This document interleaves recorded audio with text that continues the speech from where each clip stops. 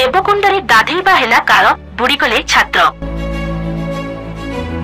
देवकुंडरे सांग सहित बुलिबाकू जाई कुंडरे बुड़ी चलीगला छात्रंक जीवन। उदय थाना अधीन पर्यटन स्थली देवकुंडरे उदय राड़ो कॉलेज युक्त 3 छात्र पीयूष महापात्र सांगंक सहित देवकुंड बुलिबाकू जाइथिले। दुई सांग गाधोइबा पई देवकुंड जलप्रपातर एक कुंड निकटरे छिड़ा होइथिले। हेले गाधोइबा पई छात्र पीयूष हठात कुंड भितरकू नै पड़िथिले एवं कुंडरे अल्प पानी थिबारु सेठारे पत्थररे मुंडरे मार होइथिला। परे पानीरु तांकू साथी माने उद्धार करिथिबा बेले खबर पई अग्निशम विभाग घटनास्थल रे पहुंचीथिला। हेले सेतेबेलकू छात्रंकर मृत्यु होई सारिथिला। परे छात्रंक मृतदेह को देवकुंड 3 नंबर कुंड निकटरू तळकू आनी अग्निशम विभाग मृतदेह मेडिकल नेइथिला। एही खबर जणा पड़िबा परे उदळा मेडिकल लोकारण्य होई पड़िथिबा देखिबाकू मिलिछि। उदळा पुलिस घटनास्थल रे पहुंची तदंत आरंभ करिछि।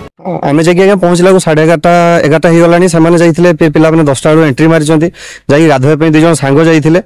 से जो गाधोया पानी को जाइए पानी रे ता हाथ किंबा ता मुंड को जहाँ भी हो गोटे लगी जहाँ फल अणनिश्वास हो पिलाटा पारि जाइए। पहरा शिखि नथिले से 2 जण जाक सांग पहरा शिखि नथिले। पाखापाखि लोक भी थिले किंतु ताको डाकिया परे भी केही आसी से पिला को बचाइया पई जहाँ फल पिलाटी आज माने मृत्यु मुखरे पड़ला। देवकुंड माँ को ऊपर को गला बेल को जो कुंड से कुंड रे आज्ञा गाधोया पई जाइथिले से 2 जण सांग। बहुत छोट कुंड आज्ञा पानी भी बेसी नहीं पानी छाती पानी हबो किंतु भूल वशतः केमिति लगी हाथ लगी से पत्थर सन्धि जहाँ फल अणनिश्वास हो मरी जाइए भीतर। देवकुंड आज्ञा सुरक्षा कर्मी मैंने तो रहा कथा किंतु आज तो जाकि आम जिते देखिलु से कौन भी सुरक्षा कर्मी लोकाल जो मैंने कमिटी कर ड्यूटी करने कथा कहीं भी उपस्थित नथिले। आज्ञा निषेधांचल तो कहीं भी मानु ना फॉरेस्ट गार्ड हो बा लोकल जो कमिटी हो से जगिया कथा निरंतर भाव में जेहेतु प्रशासन से निषेधांचल रूपे घोषणा कर सारी आगुरी बहुत जनजीवन मान जीवन से अनेक लोकर भी गलानी तेणु से निहाती रहा दरकार फॉरेस्ट स्टाफ हो बा कमिटर लोक हो। आज मो हिसाब से बेपार भी जीवन चली जाइए गाधे थे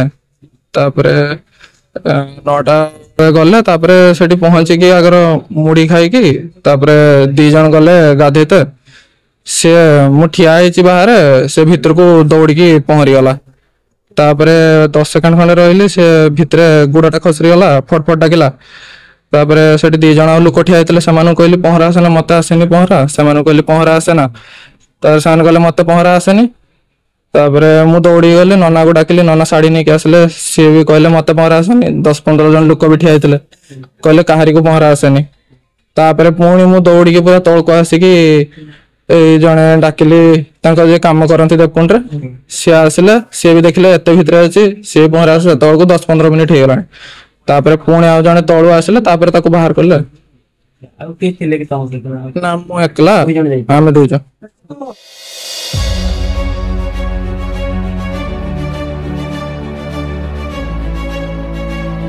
bureau report STV news Odisha 24।